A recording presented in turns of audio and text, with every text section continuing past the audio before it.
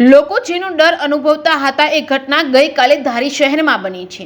સમગ્ર વાત કરવામાં આવે તો મૂંગા પશુઓ અને આખલાનો અડીંગો કોઈક મોટા અકસ્માતની નોતરું આપશે તેવા સમાચારને વાચા આપવામાં આવેલ, એમ છતાં જવાબદાર તંત્ર દ્વારા કોઈ પણ જાતના પગલાં લેવામાં આવ્યા ન હતા, જેના કારણે ગઈકાલે અકસ્માતની એક મોટી ઘટના બની હતી, જે ઇજાગ્રસ્ત મોટરસાયકલ ચાલકને તાત્કાલિક ધારીની સિવિલ હોસ્પિટલ ખાતે સારવાર માટે ખસેડવામાં આવેલ છે, જ્યાં તેની તબિયત વધુ લથડતા અમરેલી ખાતે રેફર કરવામાં આવ્યા છે। આખલાઓ ગમે તે ઘડીએ મોટરસાયકલ ચાલક કે પછી રાહદારીઓને હડફેટે લે છે, એમ છતાં કોઈ પણ જાતના પગલાં લેવાને બદલે બેદરકારી દાખવવામાં આવી છે। આજની આ ઘટનાના સીસીટીવી કેમેરામાં કેદ થઈ છે। ભયંકર અકસ્માત સર્જાયો તો એક મોટરસાયકલ ચાલક અકસ્માતમાં બે આખલાની લડાઈમાં ગંભીર રીતે ઇજાગ્રસ્ત થયો હતો। ધારી શહેરના પ્રવેશદ્વારની અંદર દાખલ થતાની સાથે જ મૂંગા પશુઓ અને આખલાઓનું ધણ રોજિંદાનો માથાનો દુખાવો સમાન બન્યું છે, પરંતુ બધું સલામત હોવાના દાવાઓ કરવામાં આવે છે। અકસ્માત કોઈ પણ સમયે થઈ શકે છે।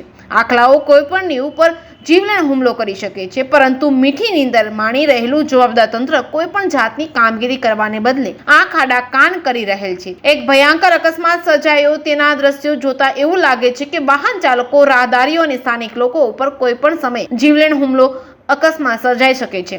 આ પ્રશ્નનું નિરાકરણ તાત્કાલિક કરવામાં આવે તેવી માંગ કરવામાં આવી છે।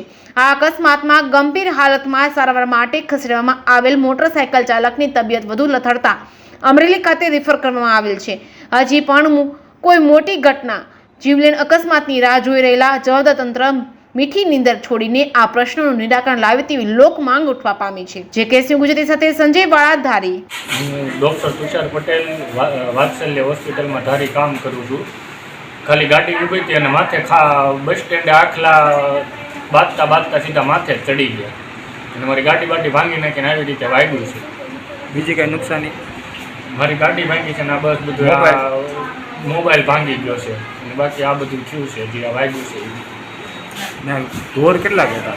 હે, આખલાઓ ઢોર ને હતા ત્યાં બહુ બધા આખલાને એવું સીધું આવીને માથે ચડી ગયું। ખબર જ નહોતી કે આખલા બાંધે, સીધા આવીને માથે ચડી।